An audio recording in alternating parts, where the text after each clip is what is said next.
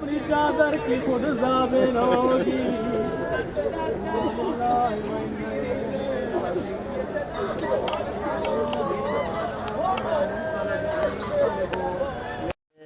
तेरे बाजू ही असल में तो मेरी चादर थे, तेरे बाजू ही असल में तो मेरी चादर थे।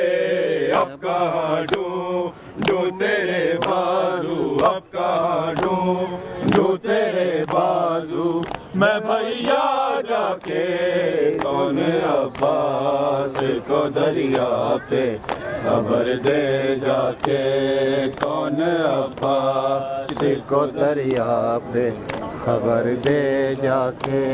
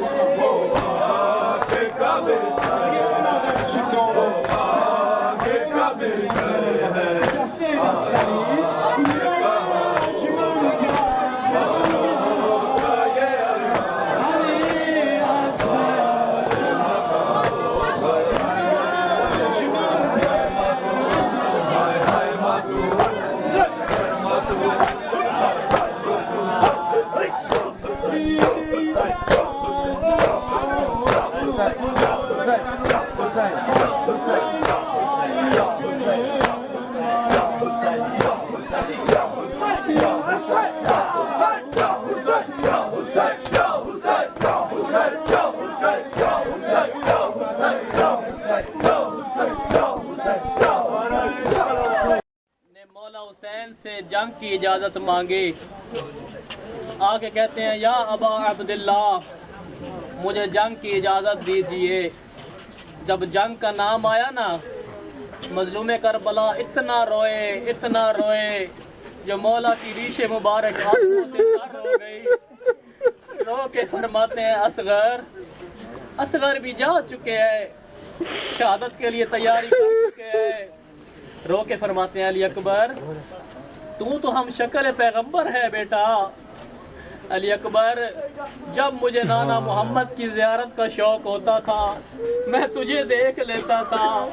बेटा तू भी जंग के लिए तैयार हो रहा है। बस अजीजान जनाब अली अकबर ने तैयारी कर ली। मुअर्रिखीन कहते हैं कि अगर आपको रोना ना आ रहा हो जनाब अली अकबर के मसाइब से, सर नीचा करके रोने की शक्ल जरूर बना लेकर इस शहजादे ने हुसैन जैसे साबिर इमाम को रुला दिया। जनाब अली अकबर ख़याम में आते हैं, घोड़े पे सवार है। कभी जनाब ज़ैनब बोसा ले रही है, कभी जनाब उम्मे कुलसूम बोसा ले रही है, कभी जनाब उम्मे फरवा अलविदा कर रही है। अज़ादारों एक 4 साल की बच्ची जिसका नाम है सकीना आगे बढ़ के कहती है अकबर भाई मुझे पता है तेरे पास इतना वक्त नहीं है कि तू घोड़े से नीचे उतर के मेरा बोसा ले ले, या तू घोड़े से उतर के मैं तेरी गर्दन को बोसा ले लूं। अकबर भाई मुझे पता है तुझे फौज बुला रही है। ओ अली अकबर घोड़े की रकाब से अपना पाँव निकाल, मैं सकीना तेरे पाँव का बोसा ले लेती हूँ। अजरुकुम अलज़हरा अजरुकुम अलल्लाह। बस अज़ादारों जनाब अली अकबर ने ख़याम से अलविदा किया। अब रिवायत क्या कहती है, हुसैन जैसा साबिर इमाम अली अकबर के घोड़े के पीछे भागना शुरू हो गए। जनाब अली अकबर मैदान की तरफ जाना चाहते हैं। मौला कहते हैं अकबर बेशक तू मैदान की तरफ जा, लेकिन बेटा एक मेरी बात का ख्याल रख। फरमाते हैं जी बाबा जान। अकबर कहते हैं जी बाबा जान हुक्म करें। मौला हुसैन फरमाते हैं अकबर तू मैदान की तरफ जा, लेकिन मैं तेरा बाप हूँ बेटा, मेरी ये आखिरी ख्वाहिश है, तू मुंह मेरी तरफ कर और मैं आखिरी वक्त तुझे देखूं, तू मुझे देख। जनाब अली अकबर मैदान की तरफ जा रहे हैं। अजीजान, मौला ने 120 मलऊनों को फिन्नार किया। फिन्नार करने के बाद इधर हुसैन की क्या हालत है, रो के फरमाते हैं मेरा अल्लाह, और तू तो यूसुफ नबी को मिलाने वाला खुदा है। ओ मेरा अल्लाह, मैं हुसैन की दुआ को कबूल फरमा। ओ मेरा अल्लाह, एक दफा मुझे मेरा अकबर मिला। अज़ादारों, रिवायत कहती है कि हुसैन की दुआ कबूल हुई। थोड़ी देर के बाद जनाब अली अकबर मौला की खिदमत में आते हैं। रो के फरमाते हैं बाबा अगर एक घूंट पानी का मिल जाए, अगर एक घूंट पानी का मिल जाए तो मैं कूफा वालों को कूफा पहुंचा दूंगा और मैं सब जालिमों को फिन्नार कर दूंगा। पता है मौला क्या जवाब देते हैं? रो के फरमाते हैं अकबर बेटा आ तो देख। जनाब अली अकबर ने अपनी जबान मौला के मुंह में डाली, फौरन जबान को निकाल लिया। रो के फरमाते हैं या अबता, और आप तो मुझसे भी ज्यादा प्यासे हैं। ओ बाबा मुझे माफ करना, मैंने पानी मांगा। अज़ादारों, रिवायत के जुमले हैं, मौला हुसैन अलैहिस्सलाम ने जनाब अली अकबर को अपनी अंगूठी उतार के दी। मौला फरमाते अकबर बेटा इस अंगूठी को मुंह में रख ले। अज़ादारों, अब जब दूसरी दफा जनाब अली अकबर मैदान करबला की तरफ गए और 3 दिन की प्यास का गलबा था। अब जालिमों ने क्या काम किया, और जिसके पास तलवार थी उसने तलवार मारी, जिसके पास नेजा था उसने नेजा मारा, एक कमीने ने बर्छी मारी। अब जनाब अली अकबर जीने जुल जनाब पे न संभल सके, रो के फरमाते अस्सलाम अलैका या अबा अब्दुल्लाह, ओ करबला का गरीब बाबा, ओ बेटे का आखिरी सलाम कबूल कर ले।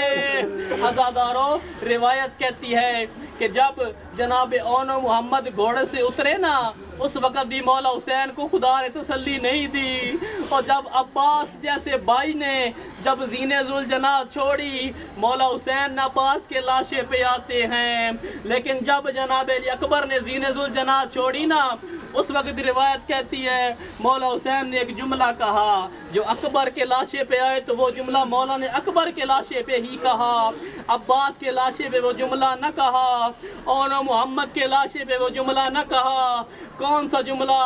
रो के फरमाते हैं अकबर अलग दुनिया बादा कल अफा, अकबर तेरे बाद मेरी दुनिया खत्म हो गई, वकिल्लत हिलती, और अकबर आ देख। अज़ादारों, रिवायत कहती है अब हुसैन की हालत क्या है। अब देखिएगा मेरी तरफ, जब जनाब अकबर ने जीने जुल जना छोड़ी, इसने रोना है मेरी तरफ देखिएगा। रिवायत कहती है हुसैन ऐसे चले जैसे 6 माह का बच्चा चलता है। वो बाप की उम्र 57 साल, वो बेटे की उम्र 18 साल।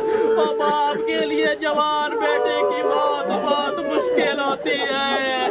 अज़ादारों, मौला फरमाते हैं अकबर अकबर, और तेरे बाद मेरी दुनिया खत्म हो गई, अकबर तेरे बाद मेरी बिनाई खत्म हो गई, और मुझे नजर कुछ नहीं आ रहा।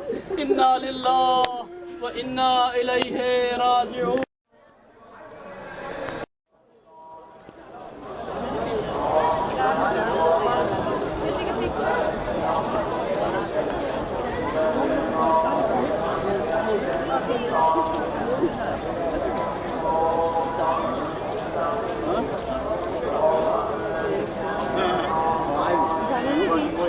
सर्दी लग रही है, सर्दी लग रही है। तो عارفة النادي بقى ايش نقدرها.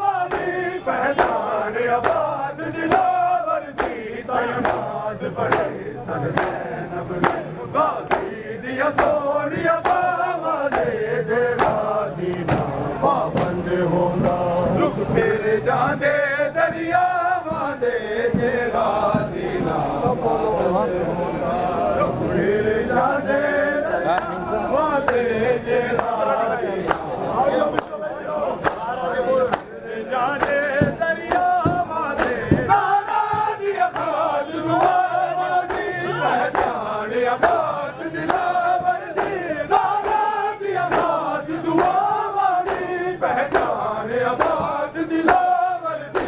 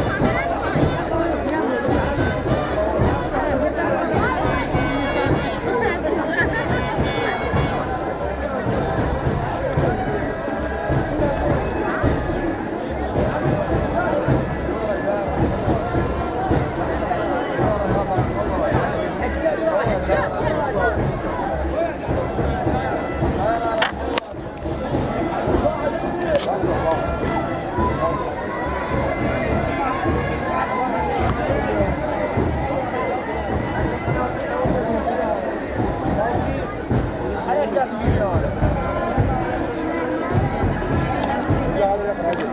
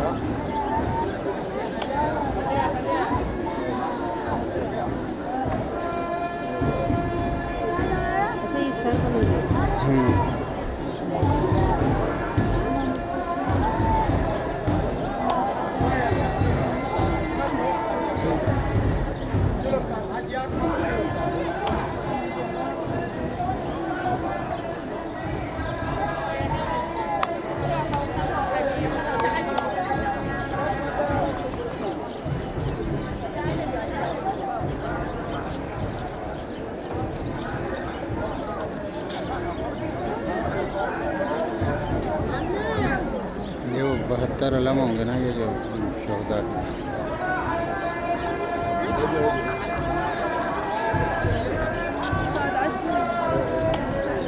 उनके होंगे ये बच्चे के कहाँ से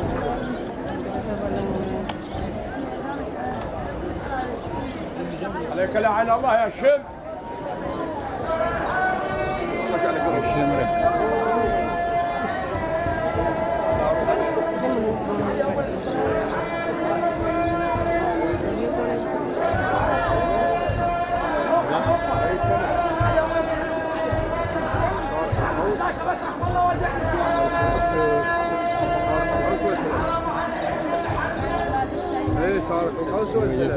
गुल्लू बंद तारा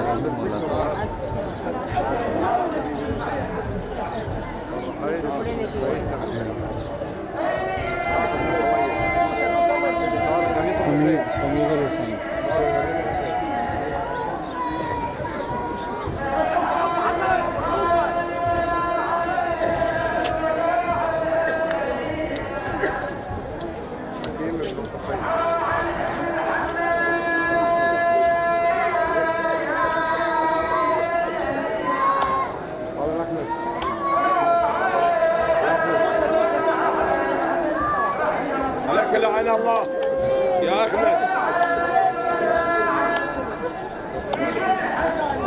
شفت ابن رجلي ضرب الإمام حسين جنبه. هذا شفت هنا تعال بابا طمنا. طب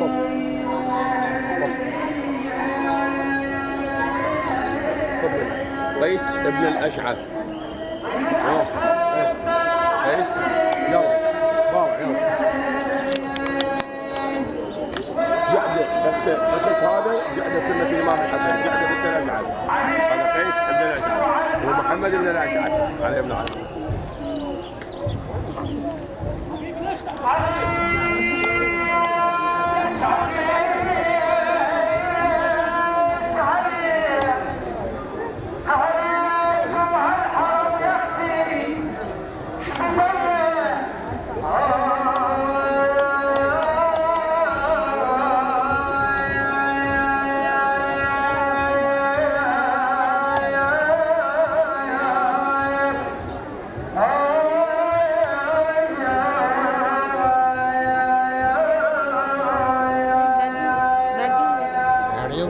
वहाँ खड़े हो जाओगे जाके। हाँ तो बैठ गए ابن الأشعث عليك لعنة. هذا اليوم يوم 11 من محرم الحرام خرجت العيال والأنفال على نور الهزال والإمام السجاد مكبل بالسلاسل والقيود مروا بها على الأجساد القاهرة موسى مضايق البلاء وإذا بزينات السلام وقراءتها عن الفضل العباس على شاد العنبري وقراءتها عن الفضل العباس على شاد العنبري مقطوع اليدين عباسا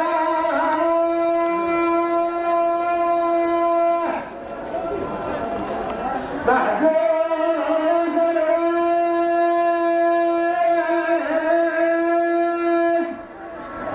مسجل قرب الفرايا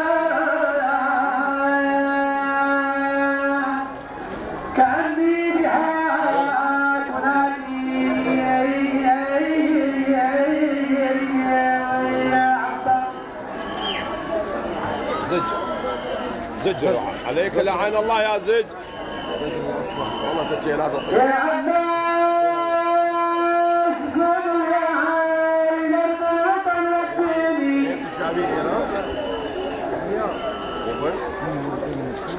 يا عباس قولوا يا عائلة طلقتني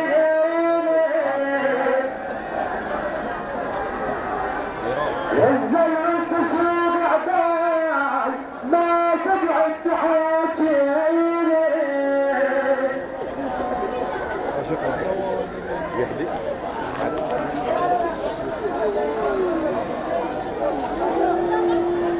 جنبوا علينا تعال جنبوا اليوم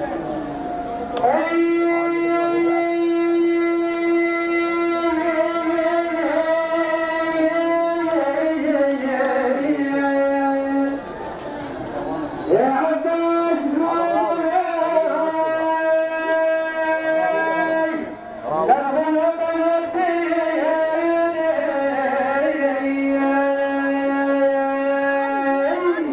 عرابي انزل الكسور عدواي ما تقعد تحاكي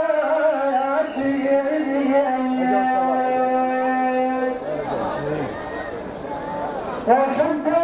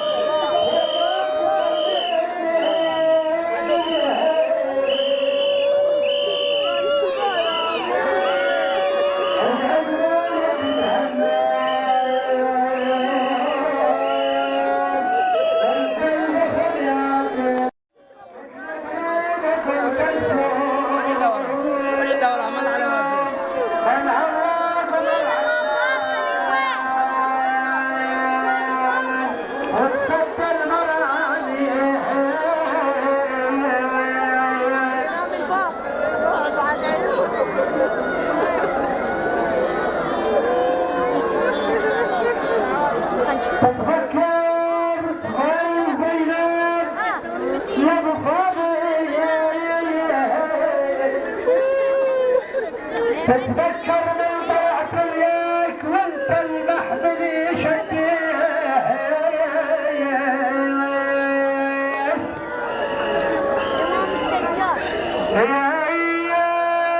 جيت من الوضحة بحضا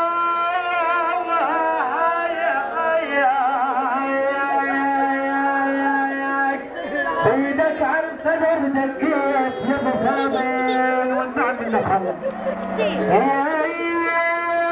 تذكر من طلعت وياك انت المحملي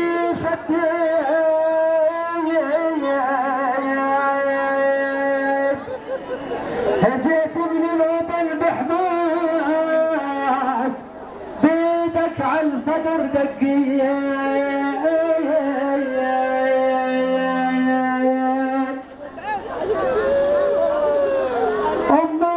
امك طلبتك بربايك هقلب كربلاء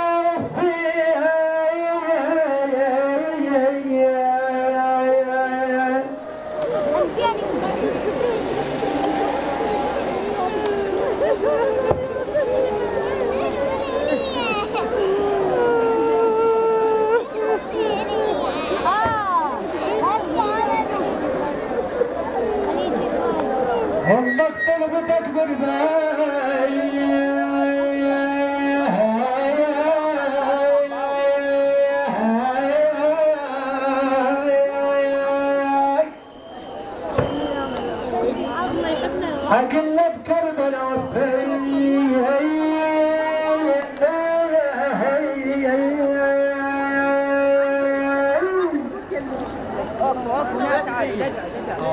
كونك ناس روح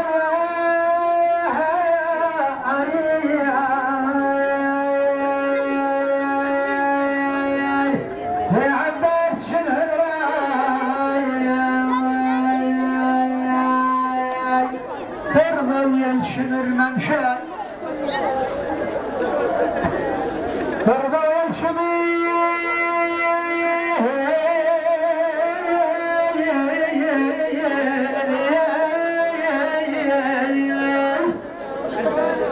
ممشى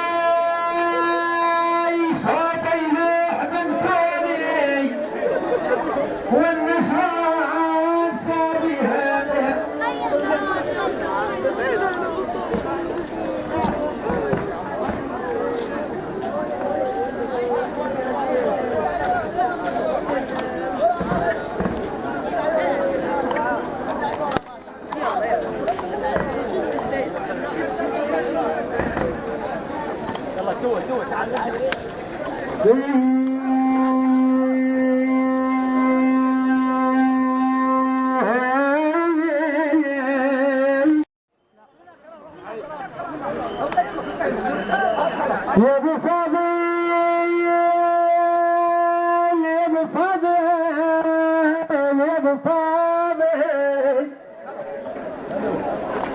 اللسان حال زينب وهيك لفظ ثاني تعاوني انا والمد جو تڑے اچھے او پڑھ دے آدا اج عید دادی ساکو قتل نہ کرو تے من واسطہ رب دینا سادے چولے نلا اسادہ دے غریب سے کفن جا یہ ملے چولے پاوے تو چھوٹا شہزادہ بڑے تو دے دے بڑا دے کے چھوٹا دے جے آدھائی ہون لاچا چولا دے رہا دیکھنوی سجنہ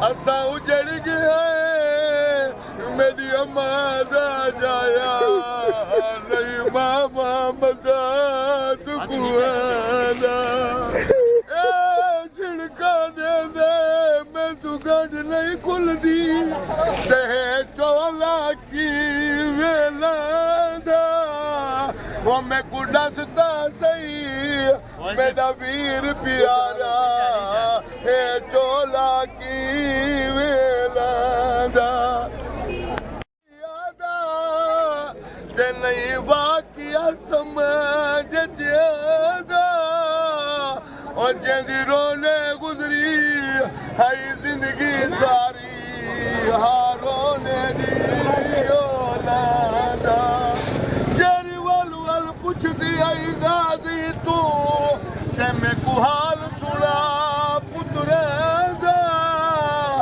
میں خواب ڈٹھے ایک پت گیا ہے بیدا چولا نہیں اولادا دو لال رکیا دے وطنا تے ول نہیں آئے دو لال رکیا دے وطنا تے ول نہیں آئے وہ عورتوں کو ماتم کرتے جا رہے ہیں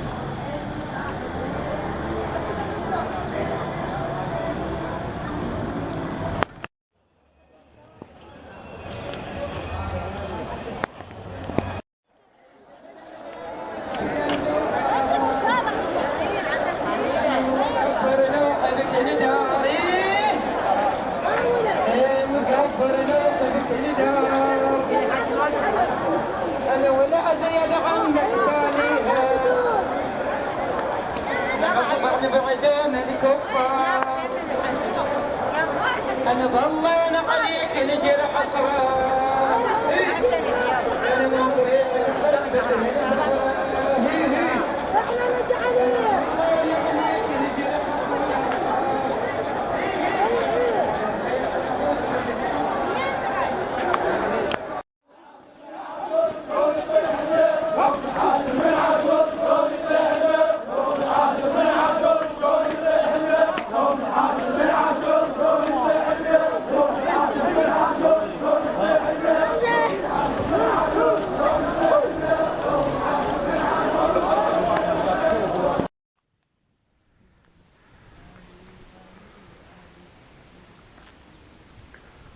निकल गए साले।